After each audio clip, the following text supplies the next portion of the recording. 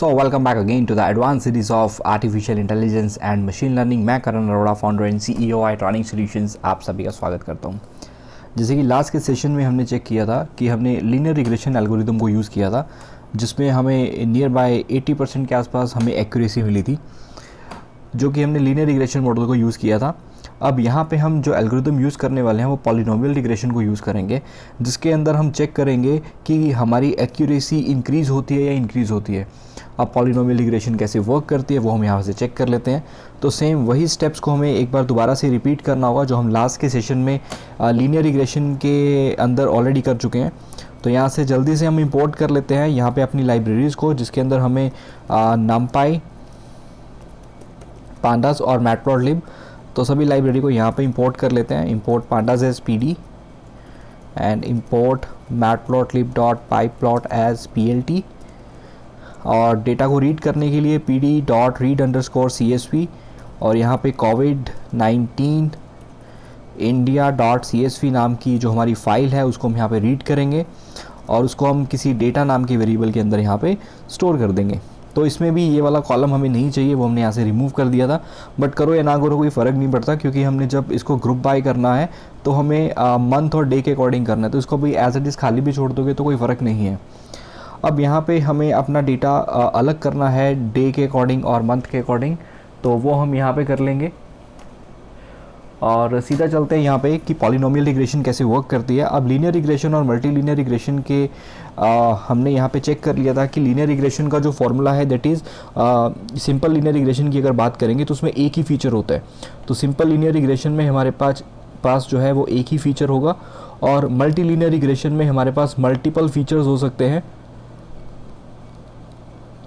So when we have only one feature that is called as simple linear regression. When we have multiple features, so this is called your multilinear regression. अब यहाँ पे polynomial regression को हमने यहाँ पे focus कर रहा है कि पॉलिनोमियल रिग्रेशन क्या होती है।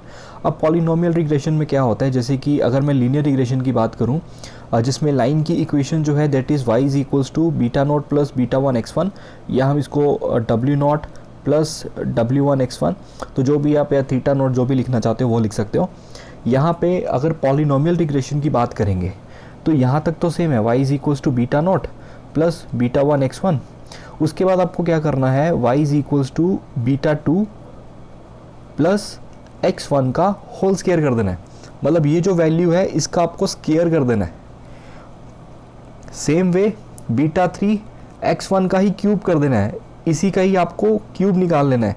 इसी की so on up to power 4 power 5 up to जितने डिग्री पॉलिनोमियल आप चाहते हो वहाँ तक आप उतने डिग्री निकाल सकते हो।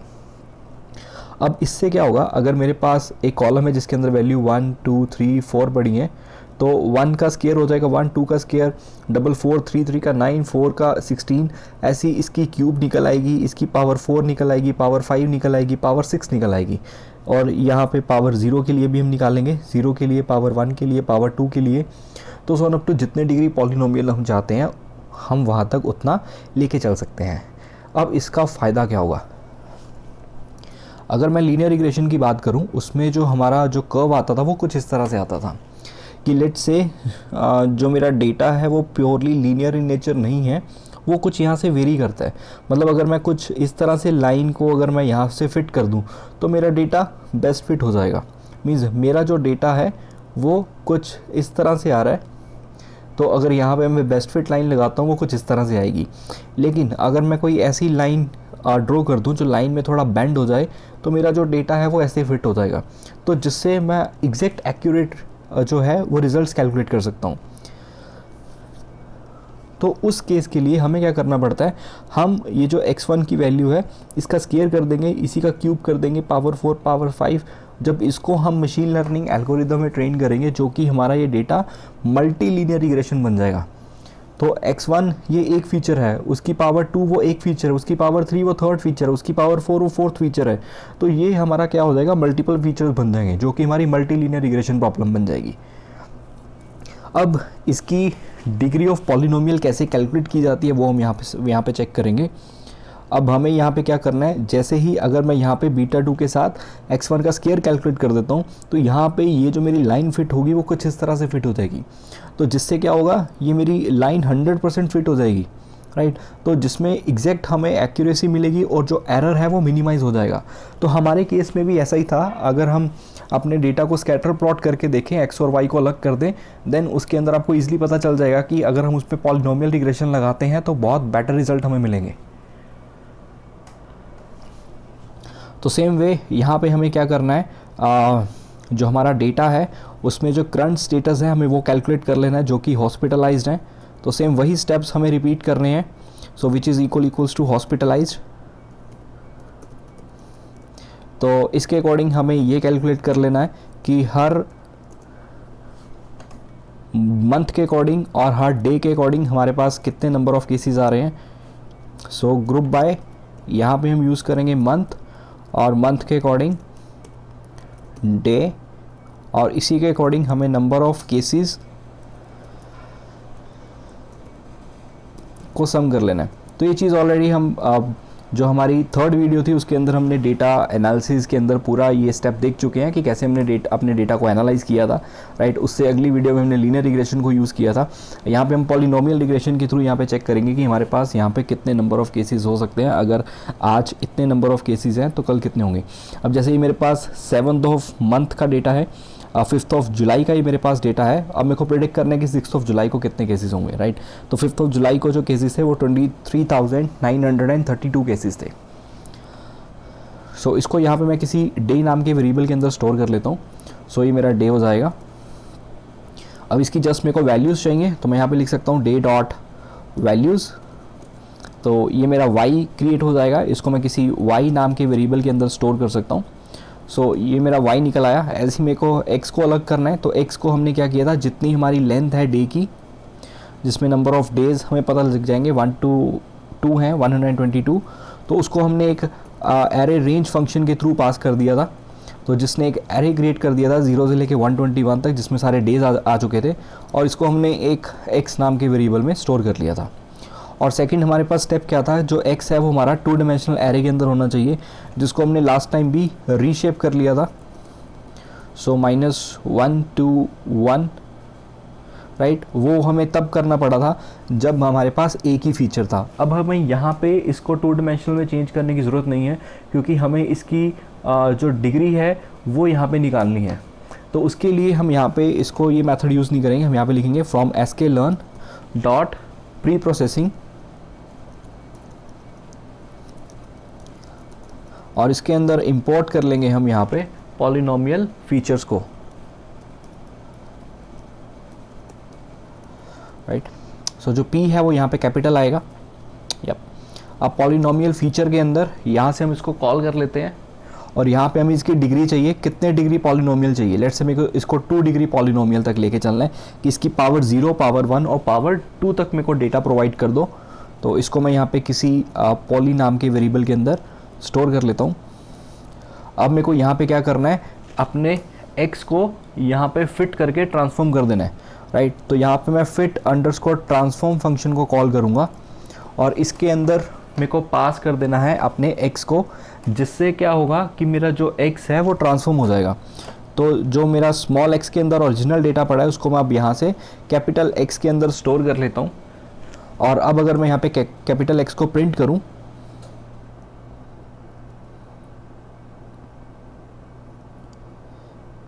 सो जो यहाँ पे मेरे को एरर प्रोवाइड कर रहा है दैट जो आपका x है that must be a 2 dimensional array. आपने जो मेरे को x पास किया है वो एक 1 डायमेंशनल एरे है, राइट। तो इसको भी हमें 2D के अंदर कन्वर्ट करना पड़ेगा। तो उसके लिए यहाँ पे मैं लिख सकता हूँ x डॉट रीशेप, या आप यहीं पे लिख दो या ऊपर भी अपडेट कर सकते हो कि रोज़ तुम खुद कैलकुलेट करो और कॉलम मेरे को एक ही चाहिए।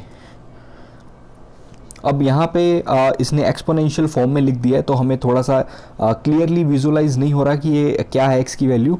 तो इसको मैं एक बार डेटा फ्रेम में कन्वर्ट करके दिखा देता हूँ। तो उसके लिए मैं यहाँ पे लिख रहा हूँ, तो x को एज इट इज़ अभी लिखा रहने देते हैं। तो नेक्स्ट लाइन में इसको डेटा फ्रेम में कन्वर्ट करते हैं, देन हमें थोड़ा सा बेटर विजुलाइजेशन मिल जाएगी। सो pd डॉट डेटा फ्रेम, यहाँ पे x को पास कर रहा हूँ। तो यहाँ से हमें ये दिख जाएगा कि x की वैल्यू जब पावर 0 आएगी तो किसी भी वैल्यू की पावर 0 क्या हो जाएगी, 1 हो जाएगी। डे 0 की पावर 1, डे 1 की पावर 1, डे 2 की पावर 1, डे 3 की पावर 1, तो एज इट इज़ वही रहने वाली है। जब पावर 2 हो जाएगी तो 2 का स्क्वायर कितना हो जाएगा, 4, 3 का स्क्वायर 9 4 का स्केयर 16, ऐसे ही हमने 121 डेज़ का स्केयर कैलकुलेट कर लिया, राइट। अब ये मेरा क्या बन चुका है, मल्टी लीनियर रिग्रेशन प्रॉब्लम, जिसके अंदर मेरे पास अब 3 फीचर्स हैं।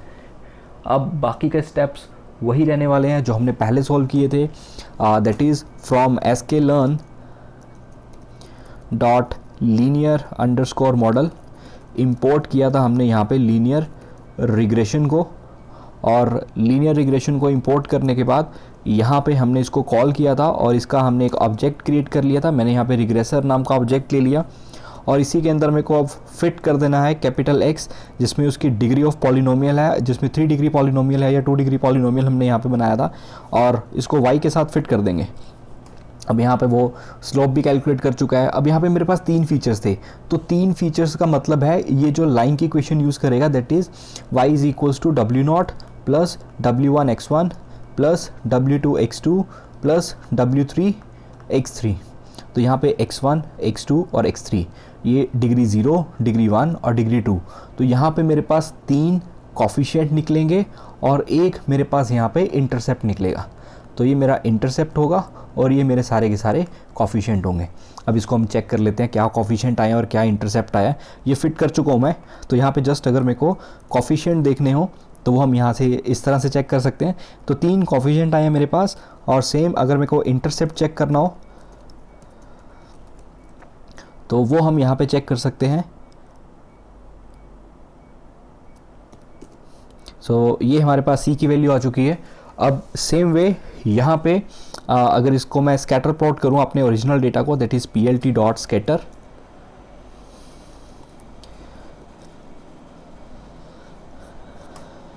सो स्मॉल x को स्मॉल y के साथ यहाँ पे स्कैटर प्लॉट करते हैं जो हमारा एक्चुअल डेटा था, राइट। तो ये हमारा एक्चुअल डेटा था।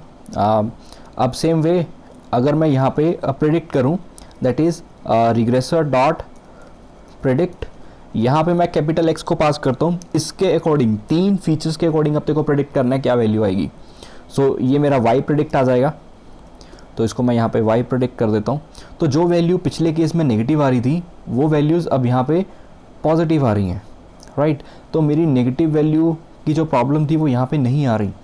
अब यहाँ पे मैं जब लाइन प्लॉट को प्लॉट करूँगा, that is PLT dot plot, x को y प्रेडिक्ट के साथ प्लॉट करेंगे, देन मेरे पास जो बेस्ट फिट लाइन की इक्वेशन आ रही है, तो आप यहाँ से ये चेक कर सकते हो। अभी इसका भी कलर ब्लू है तो इसका कलर हम चेंज कर लेते हैं। तो कलर इक्वल्स टू यहाँ पे मैं ब्लैक दे देता हूँ। ब्लैक के लिए जस्ट मेरे को यहाँ पे K लिखना है। सो आप देख सकते हैं कि जो लीनियर रिग्रेशन में जो लाइन आई थी वो इस तरह से आई थी, जिसमें बहुत सारा हमें लॉस मिला था, लेकिन अप टू 2 डिग्री पॉलिनोमियल के अंदर इसने बहुत अच्छे से फिट कर दिया। अब अगर मैं यहाँ पे इसका स्कोर चेक करूँ, that is regressor dot score, यहाँ पे x का y के साथ, तो 98% रिजल्ट्स मेरे एक्यूरेट हैं। सो जो एल्गोरिदम 80% के आसपास हमें एक्यूरेसी दे रही थी लीनियर रिग्रेशन में, पॉलिनोमियल में हमें 98% रिजल्ट एक्यूरेट मिल रहे हैं। क्योंकि अब अगर इस लाइन को अगर मैं एक्सटेंड करूँगा तो ये इसी फॉर्मेट में एक्सटेंड होती जाएगी। तो मेरे को जो अगर मेरे को ये चेक करना हो कि डे 130 पे कितने रिजल्ट आएंगे, वो यहाँ पे जितनी वैल्यू आ रही होगी y की, तो मेरे को वो प्रेडिक्ट करके बता देगा। तो रिजल्ट्स मेरे बहुत एक्यूरेट मिलेंगे। सो मेरी जो एक्यूरेसी है वो काफ़ी बढ़ गई। अभी इसको मैं थोड़ा और इंक्रीज़ करूँगा, वो कैसे करेंगे वो भी चेक करते हैं। बट इससे पहले ये देख लेते हैं कि x की जो लास्ट वैल्यू थी दैट इज़ 121 थी। अब मेरे को डे 122 के लिए प्रेडिक्ट करना है कि डे 122 के लिए क्या वैल्यू आ सकती है, उसको हम कैसे प्रेडिक्ट करेंगे वो चेक करते हैं। तो 122 के लिए जो मेरे को वैल्यू इसको पास करनी पड़ेगी, तो वो भी मेरे को यहाँ पे क्या करना पड़ेगा, उसको पॉलिनोमियल फीचर के अंदर कन्वर्ट करना पड़ेगा और उसके अकॉर्डिंग मेरे को उसको x जो है वो पास करना पड़ेगा। अब अगर मैं यहाँ पे डायरेक्टली लिख दूंगा 122, तो वो मेरी स्मॉल x के अंदर वैल्यू है, लेकिन हमने यहाँ पे इसकी डिग्री के अंदर पावर दी है। तो जब मैं प्रेडिक्ट फंक्शन के अंदर पास करूँगा तो मेरे को इसकी पावर 0, पावर 1 और पावर 2 3 वैल्यूज़ पास करनी पड़ेंगी, राइट। तो उसको ट्रांसफॉर्म करने के लिए आप यहाँ पे क्या कर सकते हो, जैसे हमने ऊपर चेक किया था, यहाँ पे हमने फिट ट्रांसफॉर्म किया था, तो यहाँ पे जस्ट आपको इसी वेरिएबल को यूज़ करना है और यहाँ पे आपको लिखना है पॉली डॉट ट्रांसफॉर्म। अब मेरे को फिट नहीं करना, तो फिट का मतलब होता है कि हम उसकी पूरी की पूरी वैल्यू को फिट करें और उसके अकॉर्डिंग वो देखता है कि इसकी पावर 1 2 3 4 कितनी होने वाली है। अब जस्ट हमें यहाँ पे ट्रांसफॉर्म करना है, किस वैल्यू को ट्रांसफॉर्म करना है, सो दैट इज़ 122 को ट्रांसफॉर्म करना है, तो उसने उसकी पावर 1 पावर 2 पावर 3 कैलकुलेट कर दी, राइट। अब इसी को मेरे को जिस फंक्शन के अंदर पास करना है that is regression dot predict, तो ये मेरे को यहाँ पे एग्जैक्ट उसके रिजल्ट प्रोवाइड कर देगा। प्रेडिक्ट के स्पेलिंग मेरे को चेंज करने हैं बस। सो ये जो बोलता है कि आज जो केस होने चाहिए वो 21,720 होने चाहिए, तो जो लीनियर रिग्रेशन में 15,000 के आसपास प्रेडिक्ट किया था वही मेरे को यहाँ पे पॉलिनोमियल रिग्रेशन ने 21,720 प्रेडिक्ट कर दिया। अब इसको मैं थोड़ा और एक्यूरेट करूँगा। अब उसको करने के लिए अगर मैं इसकी डिग्री 5 कर देता हूँ, तो यहाँ मैं ऊपर जा रहा हूँ, इसकी जो डिग्री है वो यहाँ पे मैं 5 कर रहा हूँ, तो इसकी अप टू पावर 5 तक कैलकुलेट हो जाएगा। तो यहाँ पे आप चेक कर सकते हैं power 0 power 1 power 2 power 3 power 4, तो इसका 3 पावर 3 8 हो जाएगा, पावर 4 में 36 हो जाएगा और पावर 5 में 32 हो जाएगा। अब सेम वे यहाँ पे इसी x को ऐसे ही ट्रेन करते हैं, इसके कॉफिशिएंट निकल आएंगे। अब यहाँ पे पावर 5 तक है तो मेरे पास 6 कॉफिशिएंट निकल आ जाएंगे। ऐसे इंटरसेप्ट मेरे पास निकल गई। ऐसे इन सभी वैल्यूज़ को प्रेडिक्ट कर लेते हैं इसके अकॉर्डिंग क्या प्रेडिक्ट करता है, और यहाँ पे जो हमारा कर्व है वो जो पहले ऐसा दिख रहा था अब कैसा दिखता है वो चेक कर लेते हैं। अब आप यहाँ पे देखो ये और एक्यूरेट हो गया। जो यहाँ पे पहले एरर आपको थोड़ा सा दिख रहा होगा, अब ये बिल्कुल ही इसके ऊपर मूव कर गया। अब अगर मैं यहाँ पे स्कोर चेक करूँ, 99% रिजल्ट्स मेरे एक्यूरेट हैं। जो मेरा लॉस है वो बहुत कम हो चुका है। 99% of the results are accurate. अब अगर मैं डे यहाँ पे प्रेडिक्ट करूँ कि 122 के लिए क्या वैल्यू आनी चाहिए, तो वो बोल रहा है कि इसके अकॉर्डिंग 24,000 के आसपास जो कोरोना के केसेस होने हैं वो आपको यहाँ पे देखने को मिलेंगे। सो एक बार मैं लाइव चेक कर लेता हूँ covid19india.org। तो 5 जुलाई तक का ही मेरे पास डेटा था, तो 6 जुलाई को हमारे पास कितने केसेस आए थे वो मैं यहाँ से चेक कर लेता हूँ। 6 जुलाई को जो केसेस आए हैं वो हमें यहाँ पे इंडिया सेलेक्ट करना पड़ेगा पहले। सो कॉम्युलेटिव, या एक बार इसको रिफ्रेश कर लेते हैं ताकि इंडिया सेलेक्ट हो जाएगा। सो यहाँ से इंडिया सेलेक्ट किया। 5 जुलाई को 23,942 थे, वो हमने चेक कर लिए। एंड 6 जुलाई को जो केसेस आए हैं वो थोड़े से कम हो चुके हैं, दैट इज़ 22,500, बट जिस हिसाब से वो इंक्रीज़ हो रहे थे, जैसे एक दिन पहले 22,000 थे, देन 24,000 पे भी चला गया था, उसके बाद 23,000 केसेस आ चुके थे। तो इसके अकॉर्डिंग जो 6 जुलाई है उसके अकॉर्डिंग उसने अभी यहाँ पे जो प्रेडिक्ट करके दिखाया है 22,500। तो माइट भी अभी कुछ केसेस इन्होंने अपडेट नहीं किए होंगे, हो सकता है कि कुछ टाइम के बाद अभी ये केसेस जो हैं वो अपडेट हो जाएंगे। तो एक बार हम इसको दोबारा से वेरीफाई करेंगे कि कितने केसेस आते हैं। तो उसके हिसाब से इसने जो हमें प्रेडिक्ट करके दिया है दैट इज़ 24,811। इतने केसेस जो हैं वो 6 जुलाई को होने चाहिए। अब लेट्स से 7 जुलाई को कितने होंगे, तो यहाँ पे मैं डे 123 कर देता हूँ, तो 25,000 बता रहा है। ऐसे ही आज से एक महीने बाद जो केसेस होने वाले हैं, तो यहाँ पे मैं 53 कर देता हूँ। 80,000 केसेस पर डे देखने को भी मिल सकते हैं। अगर इसकी स्पीड हमने यहाँ पे कम नहीं की तो हमें 80,000 केसेस पर डे देखने को मिलेंगे आज से पूरे एक महीने के बाद। तो अगर ये रिज़ल्ट सही हो गए दैट मीन्स यहाँ पे मशीन लर्निंग मॉडल बहुत अच्छे से ट्रेन हो चुका है और उसने बहुत अच्छे वे में हमें यहाँ पे प्रेडिक्ट करके बता दिया। तो ऑलमोस्ट जो इसने एक्यूरेसी दिया वो काफ़ी अच्छी दिया, काफ़ी अच्छा इसने प्रेडिक्ट किया है। सो होप आपको ये कॉन्सेप्ट क्लियर हो चुका होगा कि पॉलिनोमियल रिग्रेशन कैसे वर्क करती है। सो अगर आपको वीडियो अच्छी लगी है, आप इसको ज़्यादा से ज़्यादा लोगों के साथ शेयर कर सकते हैं, चैनल को सब्सक्राइब कर सकते हैं। मिलते हैं नेक्स्ट के सेशन में, जिसके अंदर हम यहाँ पे स्पॉट वेक्टर रिग्रेशन को चेक करेंगे और उसके थ्रू चेक करेंगे कि हमें जो एक्यूरेसी मिलती है वो कितनी मिलती है।